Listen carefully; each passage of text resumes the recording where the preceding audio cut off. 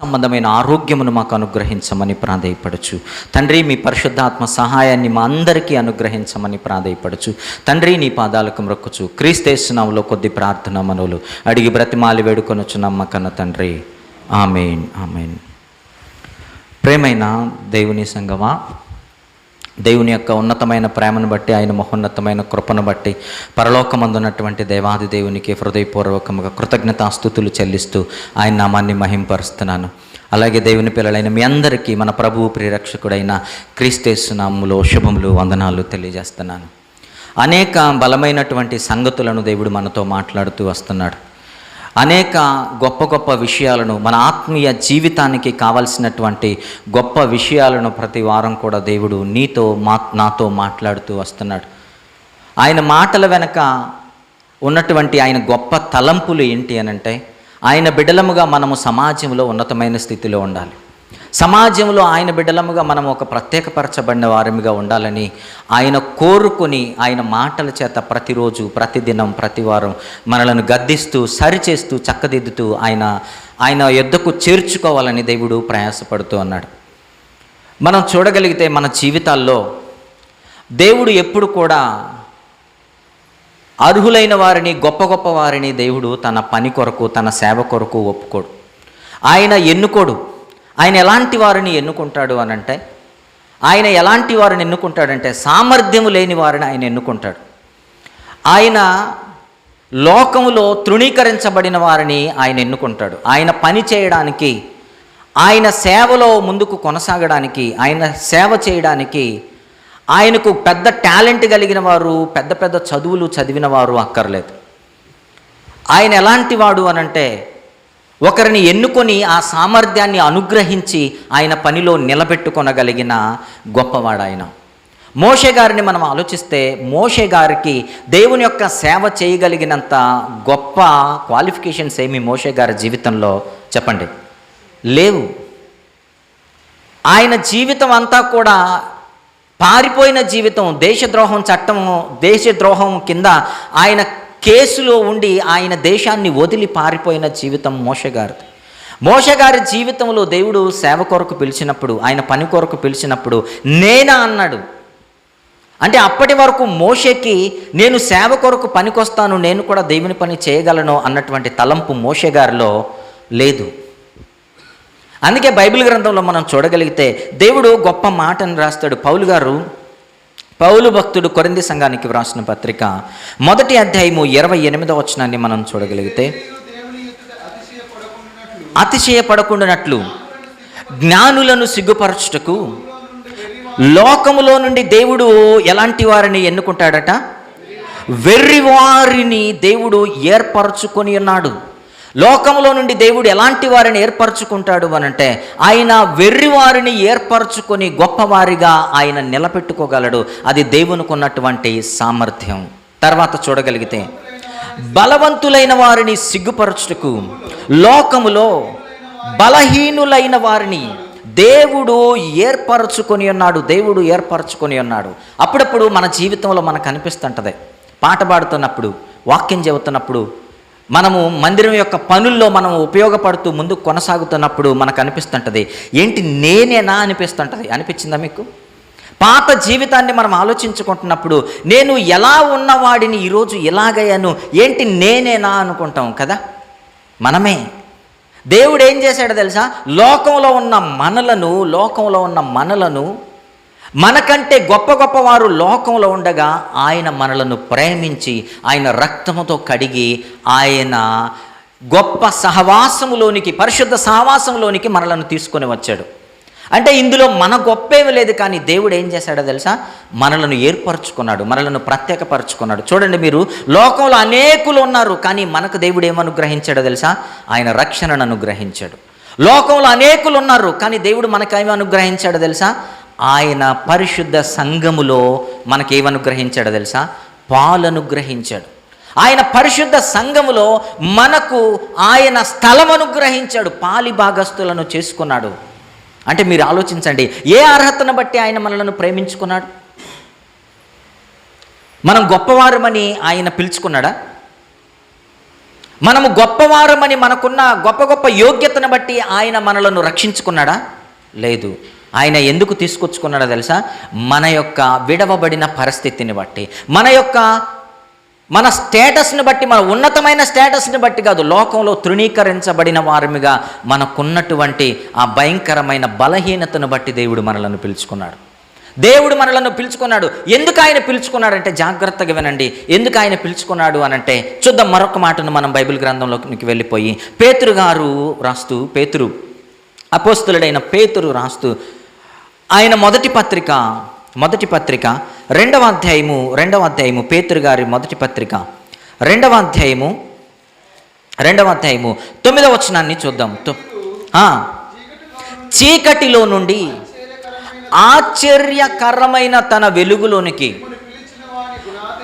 మిమ్మును పిలిచిన వాని గుణాతిశయములను ప్రచురము చేయు నిమిత్తము ఏర్పరచబడిన వంశము అన్నాడు. చూడండి, ఏర్పరచబడిన వంశము, మీరు రాజులు, యాజకులు, సమూహము, మీరు పరిశుద్ధ జనము, దేవుని సొత్తైన ప్రజలు అన్నాడు.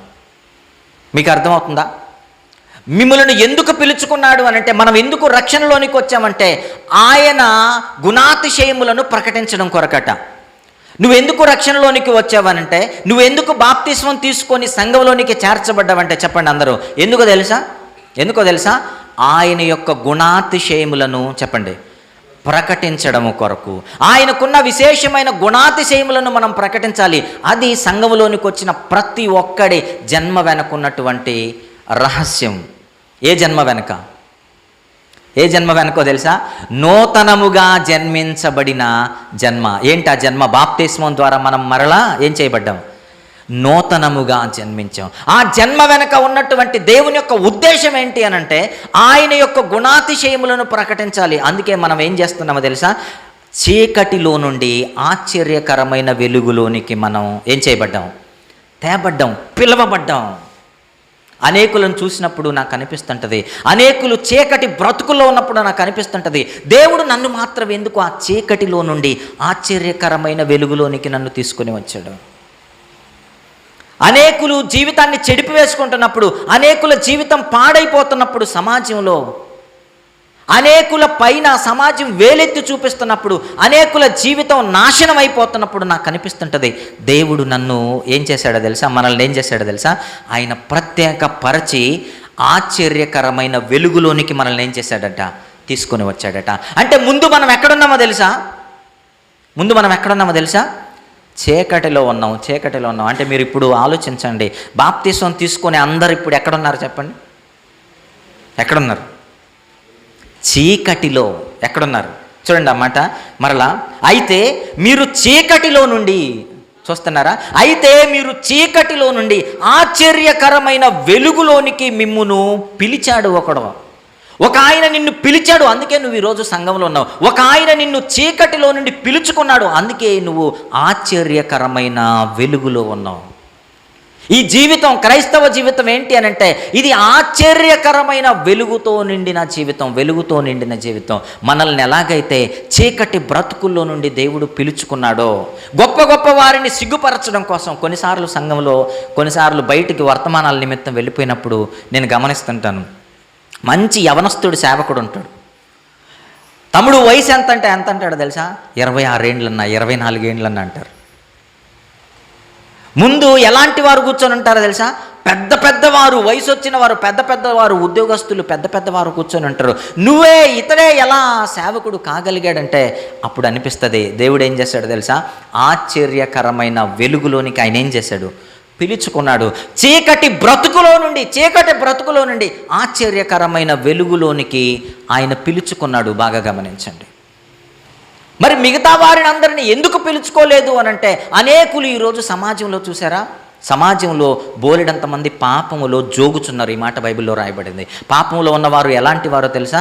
పాపములో వాళ్ళు ఏం చేస్తున్నారంట? జోగుచున్నారట. ఏం చేస్తున్నారట? పాపములో జోగుచున్నారు. దాన్ని బైబిల్ ఏమన్నదంటే, అది చీకటి బ్రతుకు. అదే బ్రతుకట? అది చీకటి బ్రతుకు. ఆ చీకటి బ్రతుకుని వాళ్ళు చీకటిగా గుర్తించలేదు. మనము కూడా క్రీస్తులోకి రాకముందు ఆ బ్రతుకుని మనం చీకటి బ్రతుకుగా గుర్తించలేదు. అయితే దేవుడు తన ఆశ్చర్యకరమైన వెలుగులోనికి మనల్ని ఏం చేశాడో తెలుసా? పిలుచుకున్నాడట. చప్పట్లు కూడా దేవుని నామాన్ని మహిమపరచండి. అంటే దేవుడు పిలవకుండా ఒకడు ఎక్కడికి రాలేడు?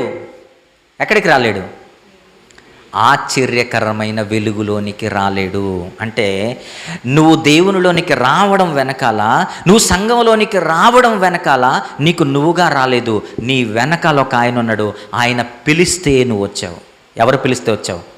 ఆయన పిలుచుకున్నాడు నిన్ను. ఎక్కడి నుండి పిలిచాడంటే చీకటిలో ఉన్న నిన్ను పిలుచుకున్నాడు. ఎందుకు పిలుచుకున్నాడంటే ఆయన అన్నాడు, గొప్ప గొప్ప వారిని సిగ్గుపరచడం నిమిత్తం నిన్నేం చేసుకున్నాడట?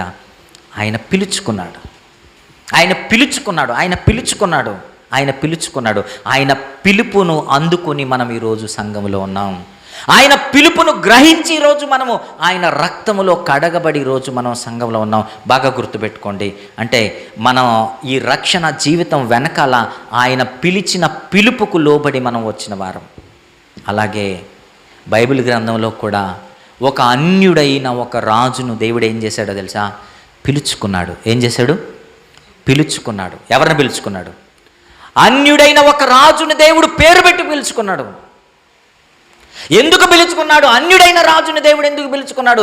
ఇజ్రాయేలీల్లో ఏర్పాటు చేయబడిన జనాలలో ఇదిగో గొప్ప గొప్పవారు లేరా అనంటే గొప్ప గొప్పవారు అనేకులు స్టేటస్కి తగిన వారు ఉన్నను దేవుడు వాళ్ళందరినీ పిలవలేదు. ఎవరిని పిలిచాడో తెలుసా? అన్యుడైన ఒక రాజును దేవుడు అభిషేకించి పిలుచుకున్నాడు.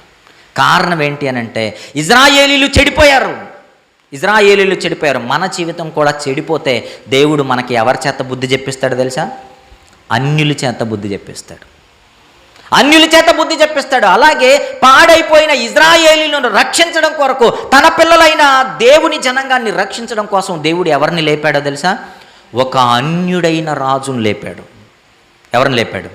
మనం ఎలాగైతే చీకటిలో ఉన్న మనలను ఆయన పిలుచుకున్నాడో, అనేకులు గొప్ప గొప్ప వారు ఉన్నప్పుడు మనము తృణీకరింపబడిన వారిగా, కులము పరంగా, ఆర్థికంగా మనం తృణీకరింపబడిన వారిగా మనం ఉన్నప్పుడు దేవుడు మనల్ని ఎలాగైతే పేరు పెట్టి పిలుచుకొని తన బిడ్డలుగా ఆయన సంఘములో ఆయన రక్తం చేత కడిగి పరిశుద్ధపరిచి ఆశ్చర్యకరమైన వెలుగులో మనల్ని ఎలా నిలబెట్టుకున్నాడో, అలాగే దేవుడు కూడా ఒక అన్య రాజును పేరు పెట్టి పిలుచుకున్నాడు. అన్య రాజును అభిషేకించి పిలుచుకున్నాడు. ఎవరా రాజు అనంటే కోరేషు. ఎవరా రాజు? కోరేషు. అన్యుడైన ఆ రాజుని దేవుడు పేరు పెట్టి పిలుచుకున్నాడు. చూద్దాం ఒక్కసారి బైబిల్ గ్రంథంలోనికి వెళ్ళిపోయి యెషయా గ్రంథము 45వ అధ్యాయము మొదటి వచనం చూడండి. యెషయా గ్రంథము 45వ అధ్యాయము యెషయా గ్రంథం 45వ అధ్యాయము ఒక నిమిషం. 45వ అధ్యాయము మొదటి వచనం చూడండి. అతని పక్షమున జనములను జయించుటకు నేను అతని కుడి చేతిని పట్టుకొని ఉన్నాను. నేను రాజుల నడికట్లను విప్పెదను, ద్వారములు అతని ఎదుట వేయబడకుండా తలుపులు తీసేదను అని యెహోవా తాను అభిషేకించిన కోరేషును గురించి సెలవిస్తున్నాడు. చప్పలు కూడా దేవుని నామాన్ని మహింపరుదామా. కోరేషు రాజు ఆయన ఇజ్రాయేలీయుడు కాదు. కోరేషు రాజు ఆయన దేవుని చేత ఎన్నుకోబడిన ప్రజలలోని జనాంగం కాదు. కోరేషు ఎవరో తెలుసా? ఒక అన్య రాజు.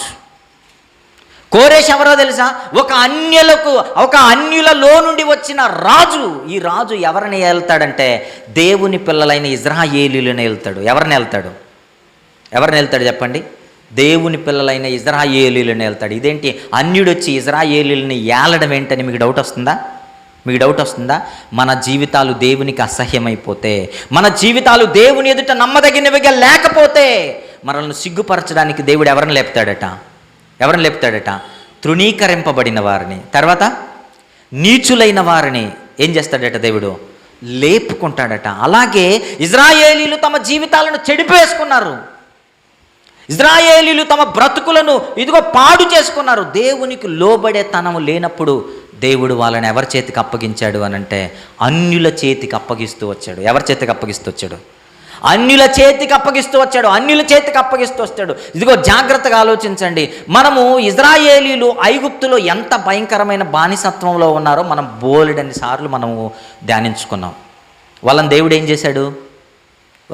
చేశాడు?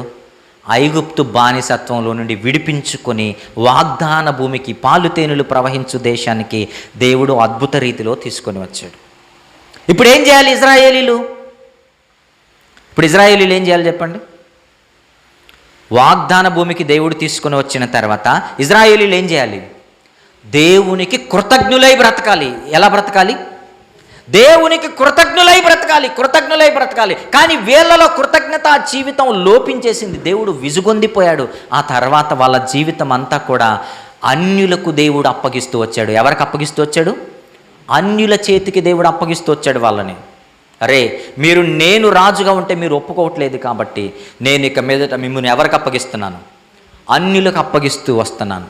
ఏమండి, మనల్ని ఏలేవాడు క్రైస్తవుడైనా పర్వాలేదు, కానీ అన్యులు గనక మన పైన పంజా విసరడం ప్రారంభించారనుకోండి, ఎలా ఉంటుంది చెప్పండి? ఒక క్రైస్తవుణ్ణి అన్యుడు ఏలడం ప్రారంభించాడు అనుకోండి, మన పైన యజమానుడిగా ఒక అన్యుడు ఉన్నాడు అనుకోండి, ఏం చేస్తాడు చెప్పండి? యజమానుడిగా ఒక అన్యుడి దగ్గర మనం చేరామనుకోండి, ఏం చేస్తాడు చెప్పండి? పని మన యజమానుడు క్రైస్తవుడు అనుకోండి, మనం క్రైస్తవుడమే, ఇదిగో మన యజమానుడు కూడా క్రైస్తవుడైతే ఎలా ఉంటుంది చెప్పండి? మనల్ని అధిపతులుగా నియమిస్తాడు కదా, మనకు ఒక లీడర్షిప్ ఇస్తాడు ఆయన కదా, మనకు ఒక ఉన్నతమైన స్థానం ఇవ్వడానికి ప్రయాసపడతాడు. కానీ ఇజ్రాయేలీల జీవితం ఏమైపోయిందంటే దేవుడు అన్యుల చేతికి అప్పగించేశాడు వాళ్ళని. ఎవరికి అప్పగించాడు? అన్యుల చేతికి అప్పగించాడు. అన్యుల చేతికి అప్పగిస్తూ వస్తున్నాడు. ఇర్మియా గారు మాట్లాడతారు, నేను ఎలా మీకు సువార్త ప్రకటించాను అనంటే, చూడండి ఇర్మియా గ్రంథం 25వ అధ్యాయానికి రండి. ఇర్మియా గ్రంథం 25వ అధ్యాయము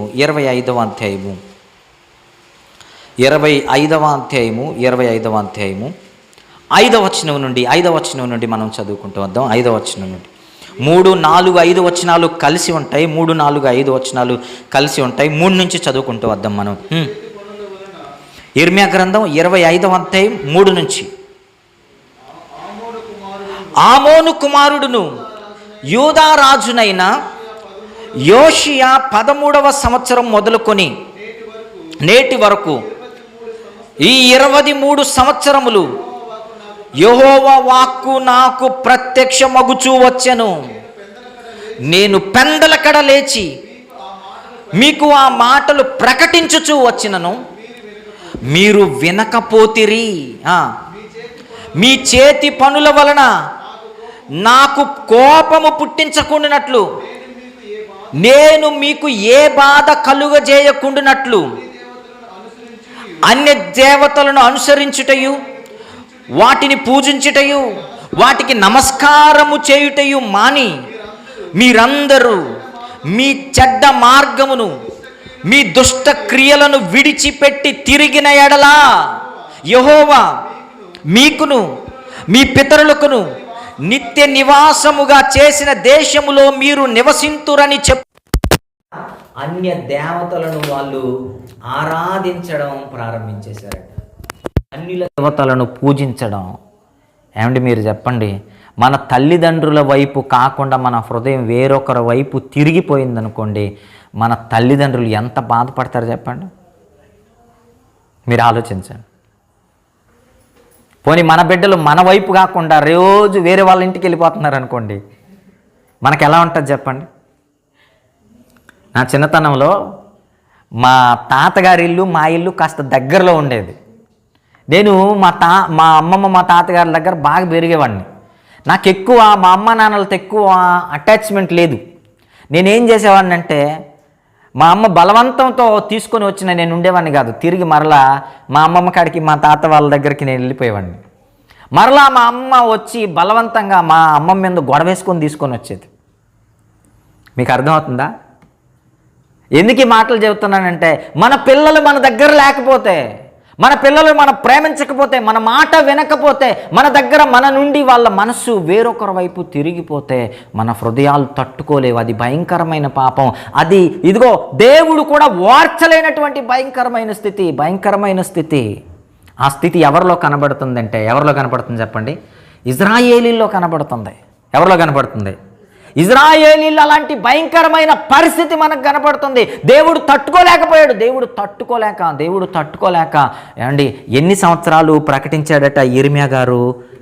23 సంవత్సరాలట. ఎన్ని సంవత్సరాలట?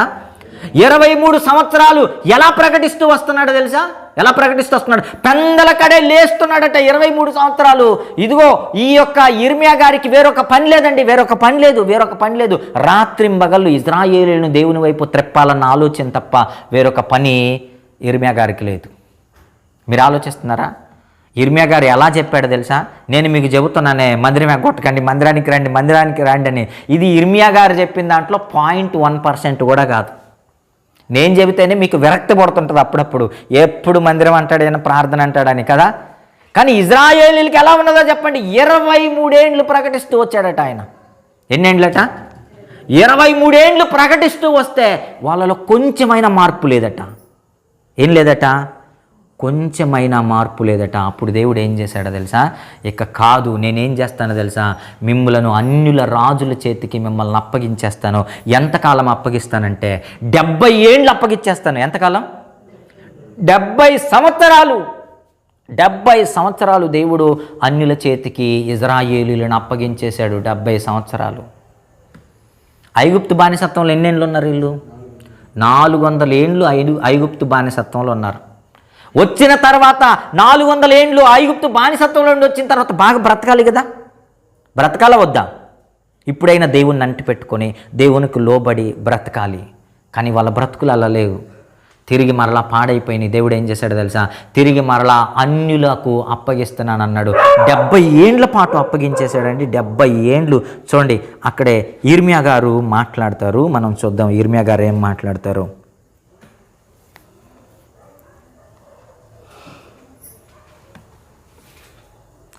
చూద్దాం 8వ వచనం నుండి.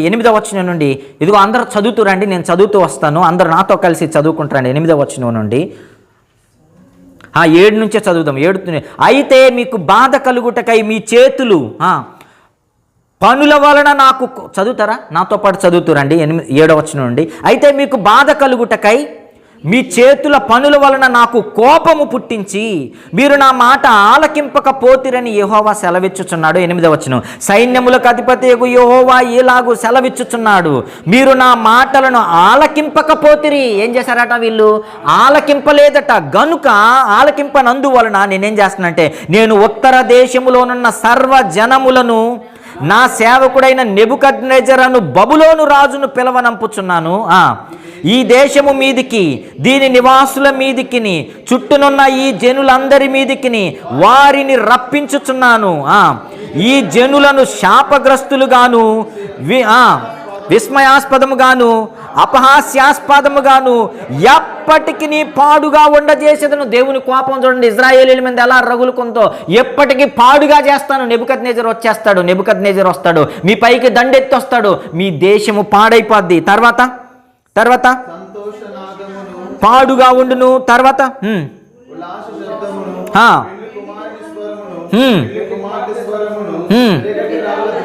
తిరగటి రాళ్ళ దీపకాంతిని వారిలో ఉండకుండా చేసి, ఇంతకాలం వీళ్ళు ఏం చేశారో తెలుసా? పెళ్లికిస్తూ, పెళ్లిళ్ళు చేసుకుంటూ, తింటూ, త్రాగుతూ ఎంజాయ్ చేస్తున్నారు అన్ని దేవతలకు మొక్కుతూ. ఇప్పుడు దేవుడు అంటున్నాడు, ఏమంటున్నాడు? సంతోషనాదము, ఉల్లాస శబ్దము, పెండ్లి కుమారుని స్వరము, పెండ్లి కుమార్తె స్వరమును, తిరగట్రాళ్ళ ధ్వనిని, దీపకాంతిని ఏముండదట? అసలు ఉండదట. తిరగట్రాళ్ళ ధ్వని ఎందుకు ఉండదన్నాడు? ఎందుకు ఉండదో తెలుసా? బాగా పిండి పట్టుకుంటున్నారు, బాగా రొట్టెలు చేసుకొని కాల్చుకొని తింటున్నారు, బాగా మాంసం వండుకొని తింటున్నారు. ఇక మీదట ఏమి ఉండదో తెలుసా? తిరగట్రాళ్ళ ధ్వని ఉండదు, తప్పెట్లు కొట్టడం ఉండదు, ఇంకేముండదు, పెళ్ళిళ్ళు చేసుకోవడం ఉండదు, మీళ్ళలో పెళ్లి కుమార్తెను అలంకరించడం ఉండదు. ఎందుకంటే అన్ని రాజుని మీ పైకి రప్పిస్తున్నాను, అన్ని రాజుని మీకు పైకి రప్పిస్తున్నాను. చూడండి ఇంకా 11వ వచనం చూడండి. ఈ దేశమంతయు, అందరూ చదువుదాం. ఈ దేశమంతయు పాడుగాను నిర్జనముగాను ఉండును. ఈ జనులు 70 సంవత్సరములు బబులోను రాజుకు దాసులుగా ఉందురు. ఎంతకాలమట? 70 సంవత్సరాలు. ఇదిగో ఇజ్రాయేలుని 70 సంవత్సరాలు అప్పగించేశాడు. 70 సంవత్సరాలు దేవునికి లోబడకపోతే, ఆయన మనలను పిలుచుకున్న పిలుపును దాటిపోతే, జాగ్రత్తగా గుర్తుపెట్టుకోండి, ఆయన పిలుపును మనం గ్రహించకపోతే, చీకటిలో ఉన్న మనలను ఆశ్చర్యకరమైన వెలుగులోనికి తీసుకొని వచ్చిన ఆయన యొక్క గుణాతిశయములను ప్రకటించడం మనం మర్చిపోతే, దేవుడు ఏం చేస్తాడో తెలుసా? ఆయన ఖడ్గం మన పైన రగులుకుంటుంది. ఇజ్రాయేలీల పైన అదే జరుగుతుంది. ఇజ్రాయేలీల పైన. ఆ తర్వాత పశ్చాత్తాపడితే పర్వాలేదు, దేవుడు ఒక టైంని ఫిక్స్ చేసుకున్నాడు. ఎంత ఆ టైం ఎంతో తెలుసా? 70 సంవత్సరాలు. ఎంతకాలమట? 70 సంవత్సరాలు. 70 సంవత్సరాలు దేవుడు ఇజ్రాయేలీలను అన్యుల రాజుల చేతికి అప్పగించేశాడు. ఆ దేశం పరిస్థితి ఏమైపోయిందో తెలుసా? ఆ దేశం పరిస్థితి ఎలా ఉందో చూడండి. 12వ వచనంలో యెహోవా, అందరం కలిసి చదువు, యెహోవా వాక్కు ఇదే, 70 సంవత్సరాలు గడిచిన తర్వాత వారి దోషములను బట్టి నేను బబులోను రాజును ఆ జనులను కల్దీల దేశమును శిక్షింతును. ఆ దేశము ఎప్పుడు పాడుగా నుండునట్లు నియమింతును. నేను ఆ దేశమును గూర్చి సెలవిచ్చిన మాటలన్నీ యిర్మీయా ఈ జనములన్నిటిని గూర్చి ప్రకటింపగా ఈ గ్రంథములో వ్రాయబడినదంతయు ఆ దేశము మీదికి రప్పించెదను. ఆ దేశం మీదికి రప్పించెదను. ఏలయనగా నేను వారి క్రియలను బట్టి, వారి చేతి కార్యములను బట్టి వారికి ప్రతీకారము చేయనట్లు అనేక జనములను, మహారాజులను వారి చేత సేవ చేయించుకొందురు. ఇది ఇజ్రాయేలీల గతి. ఇది ఇజ్రాయేలీల భయంకరమైనటువంటి పరిస్థితి. దేవుని నుండి తప్పిపోయినప్పుడు గుర్తుపెట్టుకోండి, నా జీవితం నా ఇష్టం అని ఎప్పటికీ అనుకోకండి. రక్షణలోనికి వచ్చిన వాడు అస్సలు అనుకోవడానికి వీలు లేదు. రక్షణలోనికి వచ్చిన వాడు, ఎందుకంటే ఆయన చీకటిలో ఉన్న మనలను ఏం చేశాడు? ఆశ్చర్యకరమైన వెలుగులోనికి తీసుకొని వచ్చాడు. ఇజ్రాయేలీలను కూడా ఆయన పేరు పెట్టి పిలుచుకొని ఆయన ఏర్పాటు చేసుకున్న జనాంగం చెడిపోతే 70 సంవత్సరాలు దేవుడు అన్ని రాజులకు అప్పగిస్తున్నాడు. ఇదిగో అన్ని రాజులకు అప్పగించేసిన తర్వాత వచ్చేస్తాడు. ఎవరో తెలుసా? ఇజ్రాయేలు మీదికి, యెరూషలేము మీదికి ఒక రాజు వచ్చేస్తాడు. ఎవరు వస్తాడని చెప్పాడు యిర్మీయా ఇక్కడ? ఎవరు వస్తాడని? అన్యరాజు. అన్యరాజులలో ఎవరంటే నెబుకద్నెజరు. ఈ రాజు ఏ సామ్రాజ్యపు అధినేత? బబులోను సామ్రాజ్యపు అధినేత. గుర్తుపెట్టుకోండి, బబులోను సామ్రాజ్యము, మాదీయ సామ్రాజ్యము, పారసీకుల సామ్రాజ్యం. చదివారా హిస్టరీలో ఎప్పుడన్నా? చదివారా? చిన్నప్పుడు హిస్టరీలో చదవలేదా? మాదీయులు, పారసీకులు, అరబ్బులు చదవలేదా? వీళ్ళందరి చరిత్ర ఏంటో తెలుసా? వీళ్ళందరూ ఒకానొకప్పుడు ప్రపంచాన్ని పరిపాలించిన చరిత్ర వీళ్ళది. దేన్ని పరిపాలించారు వీళ్ళు? ఒక దేశాన్ని కాదు. ఎస్తేరు గ్రంథం 1వ అధ్యాయం 1వ వచనంలో ఉంటుంది. మొత్తం ఎన్ని స్థానాలట? హిందూ దేశం మొదలుకొని కూషు దేశం వరకు మొత్తం ఎన్ని స్థానాలు తెలుసా? 127 సంస్థానాలు. అన్ని సంస్థానాలను ఇదిగో పరిపాలించిన చరిత్ర ఎవరిది అని అంటే ఈ సామ్రాజ్యాలది. మొదటిది బబులోను సామ్రాజ్యం, మాదీ సామ్రాజ్యం, పారసీక సామ్రాజ్యం. వీళ్ళది ఇదిగో ప్రపంచాన్ని పరిపాలించిన చరిత్ర. ఇప్పుడు బబులోను రాజు ఏం చేశాడో తెలుసా? ఇజ్రాయేలీల మీదకి దండెత్తి వచ్చేసాడండి. ఇజ్రాయేలీల మీదకి దండెత్తి వచ్చి ఏం చేశాడో తెలుసా? ఇజ్రాయేలీల మీదకి దండెత్తి వచ్చి ఆ ఇజ్రాయేలు దేశం మొత్తాన్ని పాడు చేసేసాడు. ఇజ్రాయేలు దేశం మొత్తం అనేకులను పాడు చేసి ఏం చేశాడో తెలుసా? దేవుని యొక్క మందిరములో ఉన్న ఉపకరణాలు మొత్తాన్ని తీసుకొని వెళ్ళిపోయాడు. ఏ మందిరంలో ఉన్న ఉపకరణాలు తెలుసా? యెరూషలేము దేవాలయంలో ఉన్న దేవుని యొక్క సేవకు ఉపయోగించే ఉపకరణాలు, వస్తువులు, దేవుని యొక్క ఉపకరణాలన్నింటినీ తీసుకొని వెళ్ళిపోయాడు. శ్రేష్టమైనవి బంగారు పాత్రలు, వెండి పాత్రలు, అక్కడ సేవ కొరకు ఉపయోగించే శ్రేష్టమైన పాత్రలన్నింటినీ తీసుకొని వెళ్ళిపోయి ఆ తర్వాత మరలా 1 సంవత్సరం ఆగాడట. చూడండి, బైబిల్ గ్రంథంలోనికి వెళ్ళిపోయి దినవృత్తాంతములు 2వ గ్రంథము, దినవృత్తాంతములు 2వ గ్రంథము 36వ అధ్యాయము 5వ వచనం చూడండి. 36వ అధ్యాయము 5వ వచనం. దినవృత్తాంతములు రెండవ దినవృత్తాంతములు 5వ అధ్యాయము 6వ వచనం. 5వ అధ్యాయము 6వ వచనం. యెహోయాకీము 36వ అధ్యాయము 5వ వచనం. కరెక్ట్.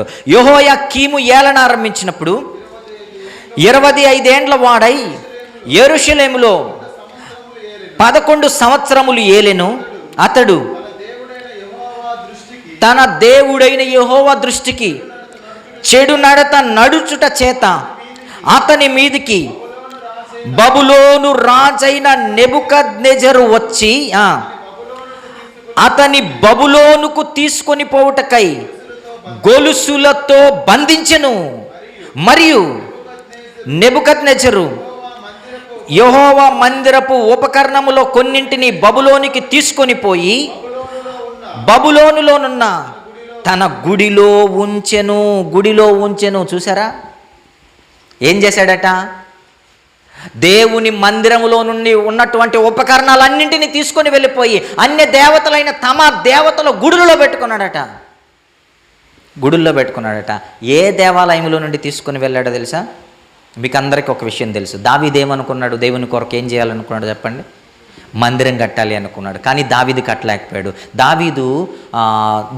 దేవుడు దావీదుకి ఒక వాగ్దానం చేశాడు. నీ కుమారుడైన సొలొమోను చేత నేను మందిరం కట్టించుకుంటానన్నాడు.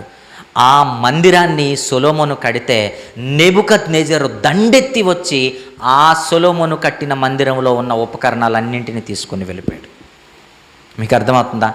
దేవుని యొక్క మందిరంలోని ఉపకరణాలన్నింటినీ తీసుకొని వెళ్ళిపోయాడు. ఇజ్రాయేలీల జీవితం చెడిపోయినప్పుడు, వారి జీవితం నాశనం అయిపోయినప్పుడు ఎలాంటి భయంకరమైన పరిస్థితులకు దారితీస్తుందో ఒకసారి మీరు చూడండి. పైగా ఆ కాలంలో రాజు ఎవరట? యెహోయాకీము ఉంటే వాడు ఎలాంటి వాడట? చెడుతనము నడిచాడట. ఎలా నడిచాడట? యెహోవా దృష్టికి చెడుతనము నడిచాడట. తన జీవితంలో మంచి లేదట. అందుకే దేవుడు ఏం చేశాడు తెలుసా? ఇదిగో వాణ్ణి గొలుసులతో కట్టి నెబుకద్నెజరు లాక్కొని వెళ్ళిపోయాడట. ఎక్కడికి వెళ్ళిపోయాడట? బబులోను సామ్రాజ్యానికి తీసుకొని వెళ్ళిపోయి, ఇప్పుడు రాజ్యం ఎవరి చేతుల్లోకి వెళ్ళిపోయింది చెప్పండి? ఇజ్రాయేలు రాజ్యం, యూదులు ఎవరి చేతుల్లోకి వెళ్ళిపోయారు? బబులోను సామ్రాజ్యం కిందకి వెళ్ళిపోతే ఇప్పుడు నెబుకద్నెజరు రాజును నియమించాడు. ఎవరు నియమించాడో తెలుసా? యెహోయాకీము వెళ్ళిపోయిన తర్వాత యెహోయాకీము యొక్క కుమారుడు యెహోయాకీను, ఒక అక్షరం తేడా. ఆయన యెహోయాకీము, వీడు యెహోయాకీను. వెళ్ళిపోయి నెబుకద్నెజరు 1 సంవత్సరం ఉన్నాడు. సంవత్సరం ఉన్నంత వరకు అతనికి నెమ్మదిగా ఉన్నాడు. సంవత్సరం తర్వాత మరలా దండెత్తి వచ్చాడట. ఎక్కడికి వచ్చాడు? మరలా యెరూషలేము మీదకి దండెత్తి వచ్చాడట.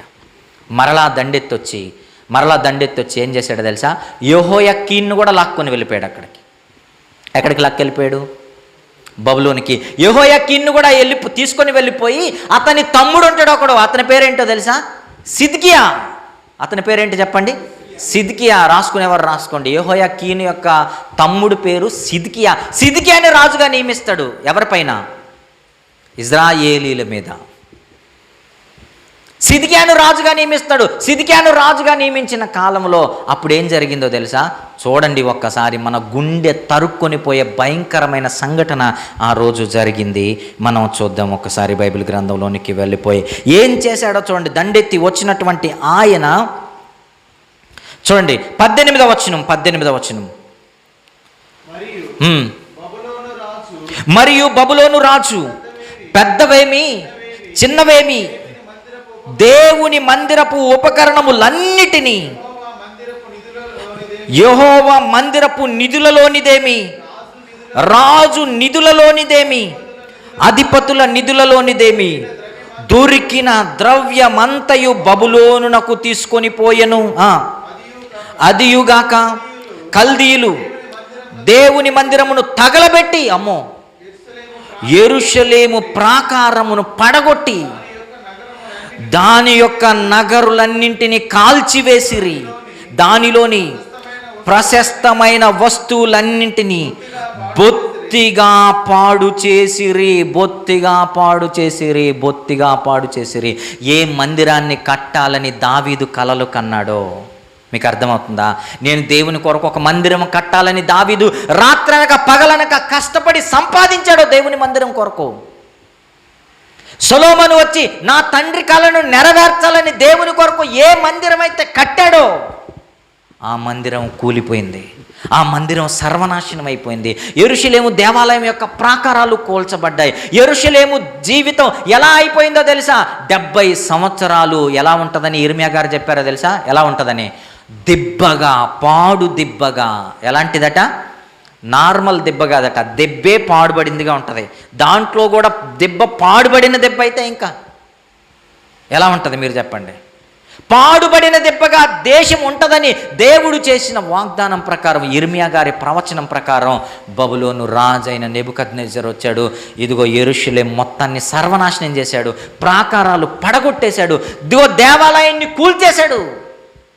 ఎన్ని ఆశలు పెట్టుకొని దావీదు మందిరాన్ని నిర్మించాలనుకున్నాడో, ఇజ్రాయేలీలు ఎన్ని ఆశలు పెట్టుకొని వెండి బంగారాలను పోగేసి కట్టుకున్నారో, ఆ వెండిని బంగారుని శ్రేష్టమైన వస్తువులన్నింటినీ నెబుకద్నెజరు తీసుకొని వెళ్ళిపోయి తన బొక్కసములో దాచేసుకున్నాడు. మీకు అర్థమవుతుందా? దీనంతటికి కారకులు ఎవరు చెప్పండి? దీనంతటికి కారకులు ఎవరు? ఇజ్రాయేలీలు తన జీవితాన్ని చెడిపి వేసుకోవడం, తండ్రికి లోబడకపోవడం, దేవునిని ధిక్కరించడం, వారి జీవితాలు అన్య దేవతల వైపు మరలించుకోవడం, వారి జీవితాలలో ఎలాంటి పరిస్థితులు వస్తున్నాయో చూడండి. యెరూషలేము పరిస్థితి పాడు దిబ్బ పరిస్థితి అయిపోయింది, పాడు దిబ్బ పరిస్థితి అయిపోయింది. అదే కింది మాటలను అంటాడు చూడండి, కింది 20 వచనం చూడండి. ఖడ్గము చేత హతులు కాకుండా తప్పించుకొనిన వారిని అతడు బబులోనికి తీసుకొని వెళ్ళిపోయాడట. ఎక్కడికి తీసుకొని వెళ్ళిపోయాడట? దొరికిన వారిని దొరికినట్టు చంపేశాడట. ఎవరైతే తప్పించుకున్నారో తప్పించుకున్న వారిని ఆయన ఏం చేశాడట? బబులోనుకు తీసుకొని వెళ్ళిపోయాడట, బబులోనికి తీసుకొని వెళ్ళిపోయాడట. తర్వాత చూడండి, రాజ్యము పారసీకుల దగ్గు వరకు, ఆ మాట అండర్లైన్ చేయండి, గుర్తుపెట్టుకోండి. రాజ్యము పారసీకుల దగ్గు వరకు. ఇప్పుడు ఏ రాజ్యం పరిపాలిస్తుంది ఇజ్రాయేలీలని? ఏ రాజ్యం? బబులోను సామ్రాజ్యం కిందకి వెళ్ళిపోయారు ఇజ్రాయేలీలు. యూదులంతా కూడా ఇదిగో బబులోను సామ్రాజ్యం కిందకి వెళ్ళిపోయారు. దేవుడు చెబుతున్నాడు ఇప్పుడు, ఇక్కడ చూడండి, ఖడ్గము చేత హతులు కాకుండా తప్పించుకొని వారిని అతడు బబులోనుకు తీసుకొని పోయెను. రాజ్యము పారసీకుల దగ్గు వరకు వారు అక్కడనే ఉండి అతనికిని అతని కుమారులకును ఏం చేశారట? దాసులైపోయారట. ఎవరిల్లు? ఎవరిల్లు? దేవుడు పిలుచుకున్న దేవుని పిల్లలు ఎవరికి దాసులైపోయారట? ఎవరికి దాసులైపోయారట? బబులోను సామ్రాజ్య అధినేత అయినటువంటి నెబుకద్నెజరుకిని అతని కుమారునికి. అతని కుమారుడు ఎవరు చెప్పండి? బెల్షస్సరు. దాసులైపోయారట, దాసులైపోయారట. ఇదిగో వారి జీవితం దేవునికి ఇష్టమైనది కానందు వలన దాసత్వంలోనికి దేవుడు వారిని అప్పగించాడు. వారి పరిస్థితి చూడండి 21వ వచనంలో, ఇర్మియా ద్వారా పలుకబడిన యెహోవా మాట. ఆ మాట అండర్లైన్ చేయండి అందరూ. ఇర్మియా ద్వారా పలుకబడిన యెహోవా మాట నెరవేరుటకై విశ్రాంతి దినములను దేశము అనుభవించు వరకు ఇది సంభవించను. దేశము, ఆ మాట చూడండి, పాడుగానున్న 70 సంవత్సరముల కాలము అది విశ్రాంతి దినములను అనుభవించెను. 70 సంవత్సరాలు యూదులకి ఏమి లేదో తెలుసా? ప్రార్థన చేసుకోవడానికి మందిరం లేదు. ఎంతకాలం? 70 కాలం దేవుని యొక్క ఆలయం లేదు వాళ్ళకి. కరోనా కాలంలో కొద్ది రోజులు మందిరం లేకపోతేనే మన బ్రతుకులు అస్తవ్యస్తం అయిపోయాయి. ఎంతకాలం? కొద్ది నెలల పాటు లాక్డౌన్ విధిస్తే మన జీవితాలు ప్రార్థన చేసుకోలేక, ఇళ్లలో ఉండలేక మన బ్రతుకులు అస్తవ్యస్తం అయిపోయాయి. ఏంటి ప్రభువా ఈ జీవితం, ఏంటి ప్రభువా ఈ బ్రతుకు అనుకొని ఏడ్చాము మనం లాక్డౌన్లో. యూదులకి ఎంతకాలం లేదట మందిరం? 70 ఏండ్లు. దేశం ఎలా ఉన్నదో తెలుసా? భయంకరమైన బానిసత్వం. తప్పించుకున్న వారిని ఎక్కడికి తీసుకొని వెళ్ళిపోయాడట? బబులోనికి తీసుకుని వెళ్ళిపోయాడట. తప్పించుకున్న వారిని బబులోనికి తీసుకుని వెళ్ళిపోతే ఆ వెళ్ళిపోయిన వారిలోనే వెళతారు కొంతమంది. ఆ వెళ్ళిపోయిన వారిలో కొంతమంది వెళ్ళారు. వాళ్ళు ఎవరో తెలుసా? దానియేలు గారు, షడ్రకు, మేషకు, అబెద్నగోలు. ఇక్కడ తప్పించుకొని అక్కడికి వెళ్ళారు. ఎక్కడ తప్పించుకున్నారు చెప్పండి?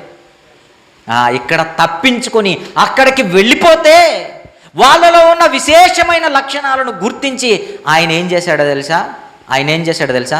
వారిని నపుంసకులుగా మార్చేసి తన దేశ పాలనలో పెట్టుకున్నాడు. వాళ్ళు, మీకు అర్థమవుతుందా?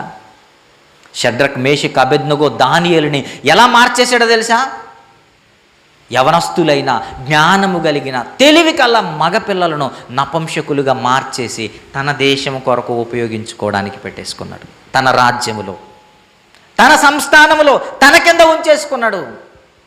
ఇదే మాటను ఎజ్రా గారు కూడా రాస్తారు. ఏ మాటను తెలుసా? దేశాన్ని, దేవాలయాన్ని పాడు చేశాడు నెబుకద్నెజర్ అని ఎజ్రా గారు కూడా రాస్తారు. చూడండి ఒకసారి.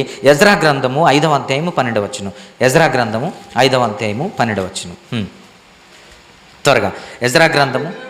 మా పితరులు ఆకాశమందలి దేవునికి కోపము పుట్టించినందున ఆయన వారిని కల్దీయుడైన నెబుకద్నెజరును బబులోను రాజు చేతికి అప్పగించెను. అతడు ఈ మందిరమును నాశనము చేసి జనులను బబులోను దేశములోనికి చెరపట్టుకొని పోయెను. ఎక్కడికి తీసుకొని వెళ్ళిపోయాడట? మందిరాన్ని నాశనం చేశాడు, దేశాన్ని నాశనం చేశాడు. వచ్చిన ప్రతి ఒక్కరిని, ఇదిగో ఉన్నవారిని బబులోను దేశంలోనికి తీసుకొని వెళ్ళిపోయాడు. ఇప్పుడు బబులోను రాజైన, చెప్పండి, నెబుకద్నెజర్ కింద ఇజ్రాయేలీలు ఏం చేస్తున్నారో తెలుసా?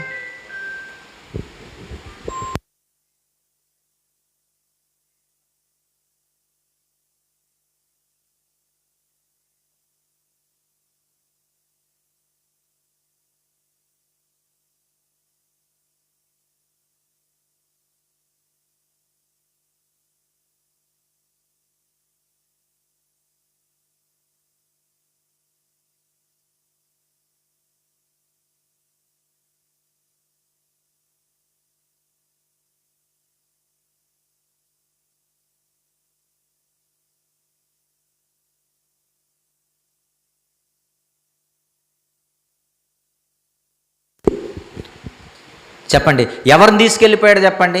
శ్రేష్టమైనటువంటి మన వాళ్ళని నలుగురిని పట్టుకొని వెళ్ళిపోయాడు. ఈ నలుగురు మరలా ఏం చేస్తారో తెలుసా? ఇజ్రాయేలీలు బానిసత్వంలో నుండి బయటికి రావడానికి మూల కారకులుగా బైబిల్ గ్రంథంలో మనకు కనపడతారు. ఎవరా నలుగురు చెప్పండి? ఎవరా నలుగురు? దానియేలు, షడ్రకు, మేషకు, అబేద్నెగో. ఒక్క సందర్భాన్ని మాత్రం గుర్తు చేస్తాను. నెబుకద్నెజర్ కాలంలో జరిగినటువంటి ఒక భయంకరమైన పరిస్థితి ఏంటో తెలుసా? నెబుకద్నెజర్ రాజు ఒక ప్రతిమను చేశాడు. ఒక ప్రతిమను చేసి రాజ్యంలో ఉన్న ప్రతి ఒక్కరూ ఏం చేయాలి చెప్పండి? ఈ ప్రతిమకు మొక్కాలి అని చెప్పాడు. షడ్రక్, మేషక్, అబేద్నెగోలు మాత్రం ఏం చెప్పారో తెలుసా? మా ప్రాణం పోయినా సరే నా దేవునికి తప్ప మేము వేరొకరికి మొక్కే ప్రసక్తే లేదన్నాడు. అందుకే దేవుడు ఏం చేశాడో తెలుసా? అందుకే రాజు ఏం చేశాడో తెలుసా? నెబుకద్నెజర్ రాజు ఏం చేశాడో తెలుసా? అమ్మో, నా ఆజ్ఞకు మీరిన వాడు నా దేశములో ఇదిగో ఉండడానికి వీలు లేదు. అందుకే వీళ్ళని ఏం చేస్తారంటే, మీరు తీసుకొని వచ్చి మండుచున్న భయంకరమైన అగ్నిగుండములో పడేయండి అని అన్నాడు. భయంకరమైన అగ్నిగుండంలో షడ్రక్, మేషక్, అబేద్నెగోలను పడేస్తే రాజు చూడడానికి వచ్చాడట. వీళ్ళు మాడి మసైపోయి ఉంటారు. ఎందుకంటే దాంట్లో వీళ్ళని ఎవరైతే వేసారో వాళ్ళు మాడి మసైపోయారట. ఎవరు చెప్పండి? అగ్నిగుండంలో షడ్రక్, మేషక్, అబేద్నెగోలను వేసారే, ఆ వేడికి తట్టుకోలేక వీళ్ళు ఏం చేశారట? మాడి మసైపోయారట. రాజు చూద్దామని వచ్చాడట. చూద్దామని వస్తే రాజుకట వేసింది ఎంతమందిని రా అని అడిగాడట. ముగ్గురిని వేసాము. మీరు ఏమన్నది ఎంతమందిని? ముగ్గురినే కదా. మరి నాకేంటి నలుగురు కనపడుతున్నారు అన్నాడు. చప్పలు కూడా దేవుని నామమున మహిమ. నాకు నలుగురు కనపడుతున్నారని అంటే ఏమండి, నెబుకద్నెజర్ రాజుకి అర్థమైపోయింది, అమ్మో వీళ్ళు జీవము కలిగిన దేవుని యొక్క బిడ్డలు, వీళ్ళు దేవుని యొక్క బిడ్డలు కనుక అమ్మో వీళ్ళని పొరపాటున వేసాను అనుకున్నాడు. ఆ సందర్భాన్ని ఒకసారి చూద్దాం. దానియేలు గ్రంథం 3వ అధ్యాయము 28వ వచనం. దానియేలు గ్రంథం 3వ అధ్యాయము 28. నెబుకద్నెజరు షద్రకు, మేషకు, అబేద్నెగోయను వీరి దేవుడు పూజార్హుడు. ఆయన తన దూతనంపి తన్ను ఆశ్రయించిన దాసులను రక్షించను. ఎవరు మాట్లాడుతున్నారో తెలుసా? రాజైన నెబుకద్నెజర్ మాట్లాడుతున్నాడు. చూడ్డానికి వచ్చాడు, వాళ్ళని చూసి బైర్లుగా కన్ను, వాళ్ళని బయటికి తీసుకురండి అన్నాడు. బయటికి తీసుకొని వచ్చిన తర్వాత ఏంటి మీకేం కాలేదంటే మాకేం కాలేదన్నారు వాళ్ళు సీరియస్గా. మరి వేసిన వాళ్ళు కాలిపోయారంటే కాలిపోతారు. మరి దేవుడు అద్భుతముగా ఇదిగో షద్రక్ మేషక్ అబేద్నెగోలను రక్షించాడు. దేవుని మాటకు లోబడితే దేవుడు ఏం చేస్తాడో తెలుసా? కాపాడతాడు. దేవుని మాటను మనం ధిక్కరిస్తే ఆయన ఏం చేస్తాడో తెలుసా? 70 ఏండ్లు ఇజ్రాయేలీయులను అప్పగించినట్లుగా మనలను కూడా అపవాది చేతికి ఆయన అప్పగించేస్తాడు. షద్రక్ మేషక్ అబేద్నెగోలను కాపాడాడు. దేవుడు కాపాడితే అప్పుడు నెబుకద్నెజర్ అన్నాడట, ఇదిగో వీళ్ళ దేవుడు గొప్పోడు. ఆ రాజు మాట్లాడుతున్న మాటలు చూడండి. ఆ రాజు మాట్లాడుతున్న, ఆయన తన దూతనంపి తను ఆశ్రయించిన దాసులను రక్షించెను. వారు తమ దేవునికి, అందరం చదువుదాం, వారు తమ దేవునికి గాక మరి ఏ దేవునికి నమస్కరింపకయు ఏ దేవుని సేవింపకయు ఉందుమని తన దేహములను అప్పగించి రాజు యొక్క ఆజ్ఞను వ్యర్థపరిచిరి. కాగా నేను ఒక శాసనము నియమించుచున్నాను, ఏదనగా ఈ విధముగా రక్షించుటకు సమర్థుడకు దేవుడు గాక మరి ఏ దేవుడును లేడు. చూసారా, అన్యుడు మాట్లాడుతున్న మాటలు. అన్యుడైన రాజు, ఈ దేవుడు తప్ప ఇంకే వేరొక దేవుడు లేడు, ఎందుకంటే ఇలా రక్షించిన వాడిని నేను ఎంతవరకు నేను నా జీవితంలో చూడలేదని అన్యుడైన రాజు చెబుతున్నాడు. తర్వాత చూడండి, లేడు. కాగా ఏ జనుల్లో కానీ రాష్ట్రముల్లో కానీ ఏ భాష మాట్లాడు వారిలో కానీ షద్రక్ మేషకు అబేద్నెగో అనువారి దేవుని ఎవడు దూషించునో వాడు తుత్తునీయులుగా చేయబడును, వాని ఇల్లు ఎప్పుడును పెంట గొప్పగా ఉండున. నేను అంతట నుండి రాజు షద్రక్ మేషకు అబేద్నెగో అయిన వారిని బబులోను స్థానములో హెచ్చించుచూ వచ్చెను. ఇది రాజైన నెబుకద్నెజరు జీవిత కాలంలో జరిగిన ఓ గొప్ప సంఘటన. ఆ తర్వాత రాజైన నెబుకద్నెజరు వెళ్ళిపోయాడు. ఇప్పుడు ఏ సామ్రాజ్యం వెళ్తుంది ఇజ్రాయేలీలను చెప్పండి, గుర్తుపెట్టుకోండి.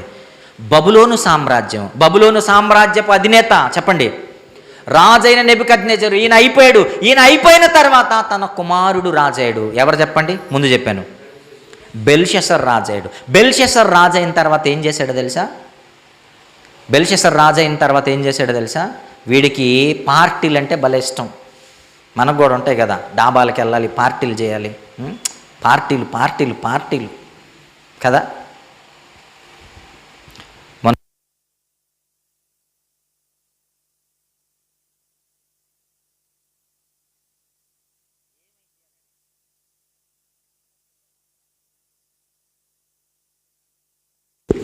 ఎక్కడికి వెళ్ళి కొట్టుకున్నారట? అందరు కలిసి డాబాలు ఎక్కడ ఉంటాయి చెప్పండి? ఊర్లో ఉంటాయి, ఊరు బయట ఉంటాయా?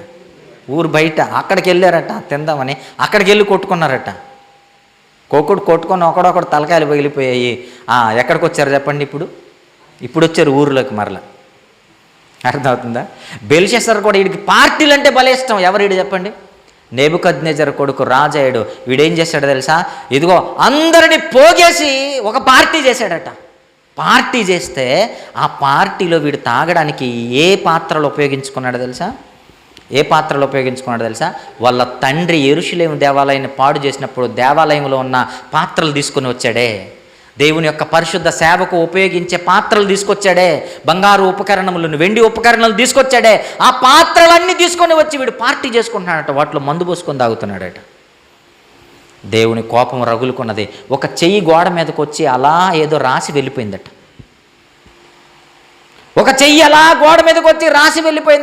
అది చూసి బైర్లు గమ్మిపోయింది. పార్టీ గీర్టీ ఎట్టపోయిందో పోయింది మనవాడికి. అసలు తాగింది దెబ్బతో కూడా దిగిపోయింది. గడగడగడ వణికిపోయి, అరే ఇదేదో రాత ఉందిరా, ఈ రాత నాకు అర్థం కాలేదు అని అంటే, అప్పుడు ఆ చెరలో ఎవరున్నారు చెప్పండి? దానియేలు ఉన్నాడు. దానియేలుని తీసుకొని వస్తే దానియేలు చెప్పాడట, రాజా జాగ్రత్త, గుర్తుపెట్టుకో, ఇక నీ పని అయిపోయింది. ఒకానొకప్పుడు నీ తండ్రి చేతికి ఎంతమంది జనాలను అప్పగించింది ఎవరు? దేవుడు అప్పగించాడు కదా. నీ తండ్రి కాలం అయిపోయిన తర్వాత నువ్వేం చేస్తున్నావు? దేవుని మందిర ఉపకరణాల్లో తాగుతున్నావు. దేవుడు ఊరుకుంటాడా? దేవుడు రాస్తున్నాడు. ఏమని రాశాడో తెలుసా? మనందరికీ తెలుసు, మెనే టేకెల్ ఉఫార్సిన్. దేవుడు నీ రాజ్యములో లెక్క చూశాడు, నీ పని అయిపోయింది. ఇక రాజ్యం ఎవరి చేతిలోకి వెళ్ళబోతుందో తెలుసా? చూడండి అన్నమాట ఒకసారి. అధ్యాయం దానియేలు గ్రంథం 5వ అధ్యాయము 26 నుండి ఉంటుంది. 26 నుండి అందరం కలిసి చదువుదాం చూడండి. 26 నుండి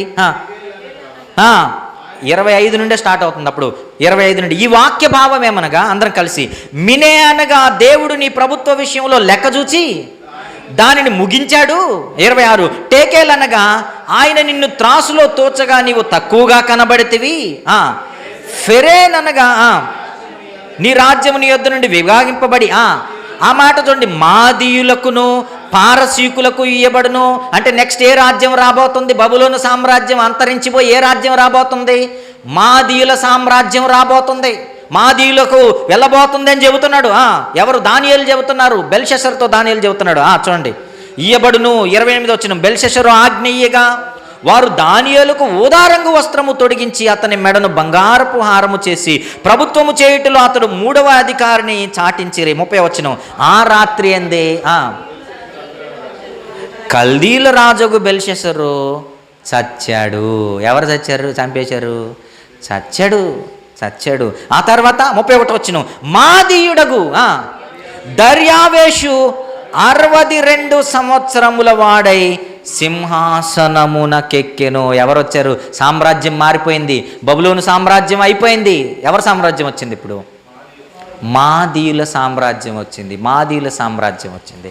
కానీ ఇజ్రాయేలీలకు బానిసత్వం మాత్రం అయిపోలేదు. 70 సంవత్సరాలు అయిపోలేదు. దేవుడు ఎన్ని సంవత్సరాలు అన్నాడు? 70 ఏండ్లు అన్నాడు. 70 ఏండ్లు ఉండాలి కదా వీళ్ళు చచ్చినట్టు. 70 ఏండ్లు ఉండాలి కదా.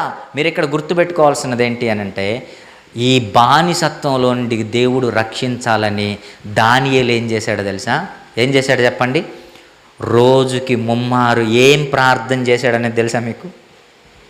దానియేలు ఎన్నిసార్లు ప్రార్థన చేసేవాడు చెప్పండి? 3 సార్లు ప్రార్థన చేసి. ఏం ప్రార్థన చేశాడు చెప్పండి? ఏం ప్రార్థన చేశాడు తెలుసా?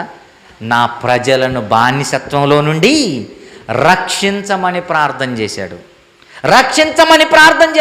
ఇప్పుడు దేశం మారిపోయింది. ఇదిగో ఈ సామ్రాజ్యం మారిపోయింది. మాదీయుడైనటువంటి దర్యావేషు వచ్చాడు. ఈ దర్యావేషు కాలంలో జరిగింది ఏంటి అని అంటే, దర్యావేషు రాజు అయిన తర్వాత ఒక భయంకరమైన సంఘటన జరిగింది. ఏంటో తెలుసా?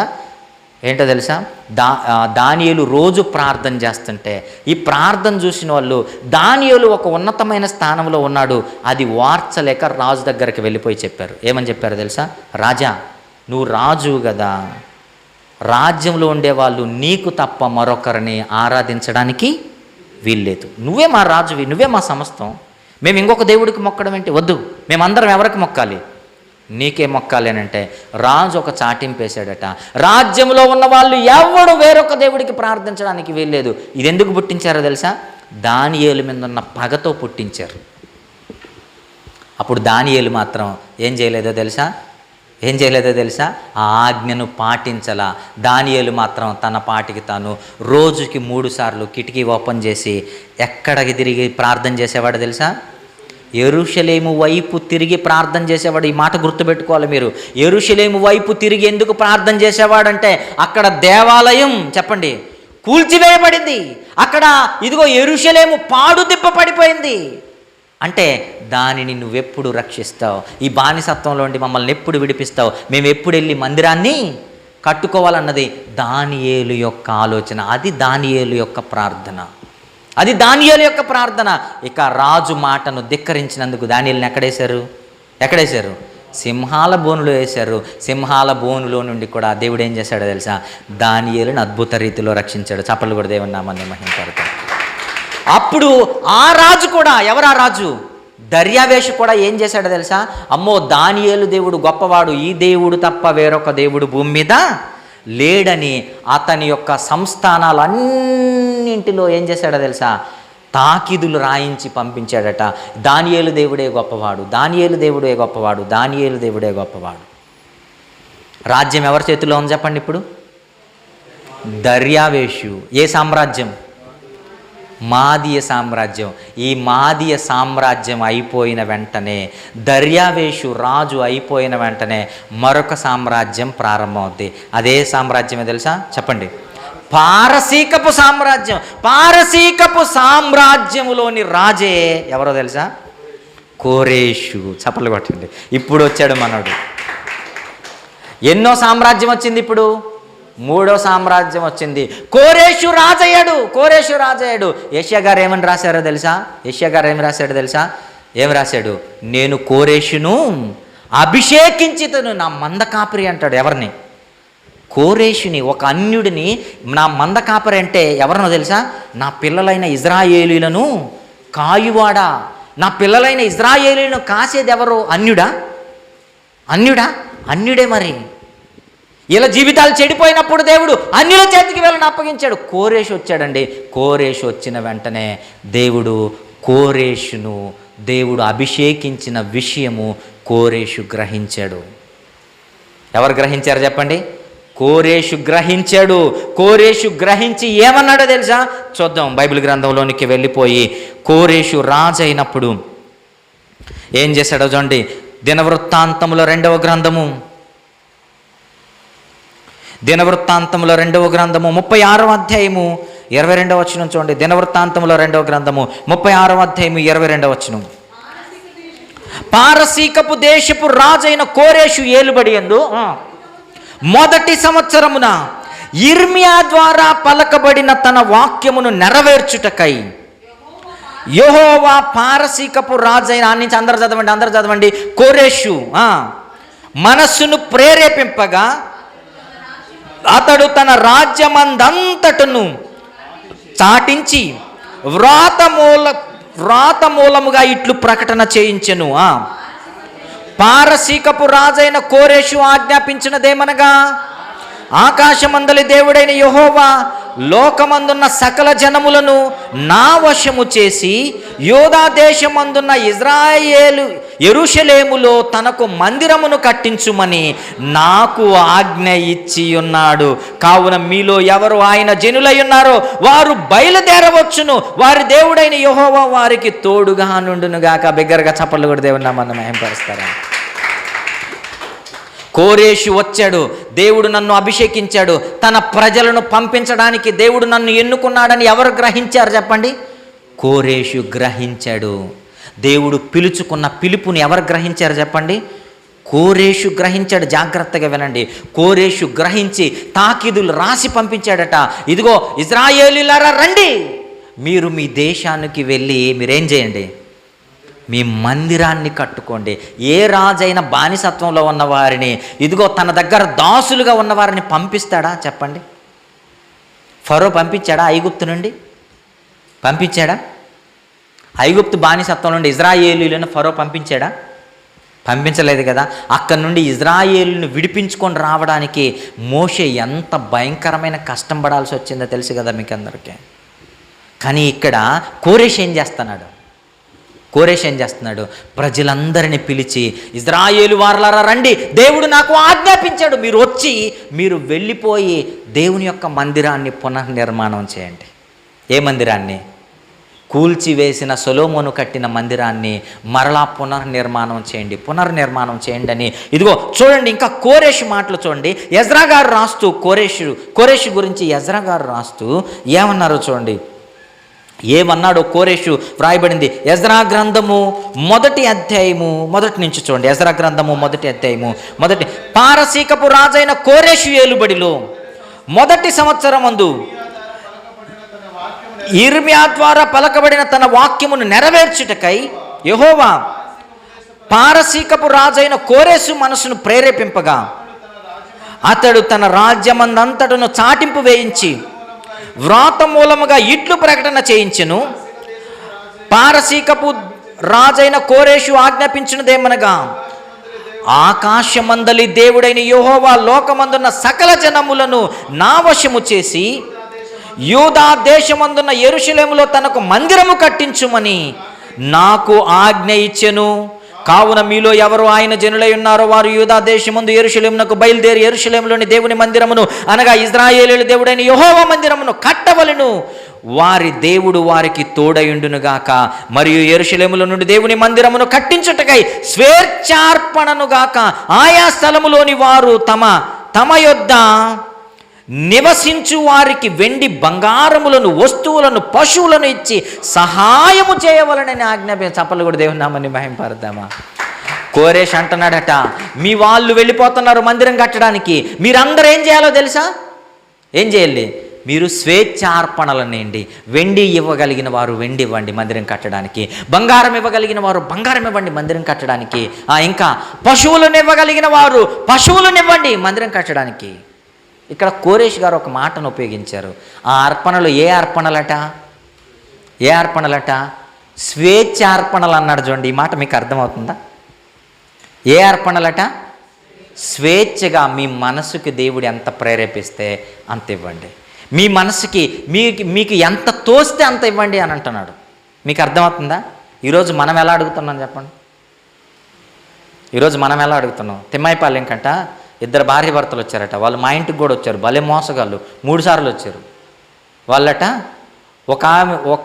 ఒక ఆమెకి ఆరోగ్యం బాగలేకపోతే మేము బాగు చేస్తాం, దీనికి 10,000 రూపాయలు ఖర్చు అవుద్దని చెప్పారట.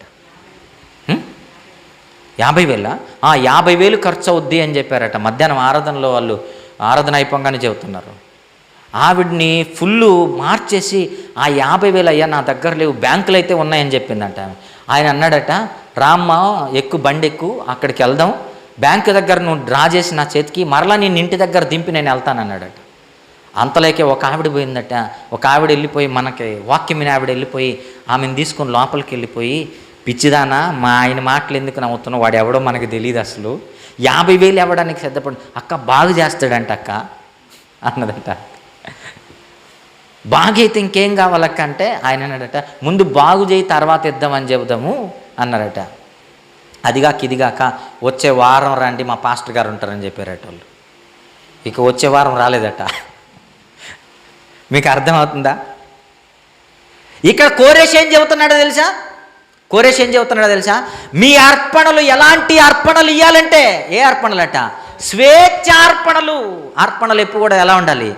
స్వేచ్ఛతో కూడినవై ఉండాలి. స్వేచ్ఛ అర్పణలు విధించడానికి వీల్లేదు. ఇంటికి ఎంత తేవాల్సిందే అనడాన్ని, అది బైబిల్కి 100కి 200% విరుద్ధం. అది ఇంటికి ఎంత ఇవ్వాల్సిందే రాంగ్, మీరెంత తేవాల్సిందే రాంగ్.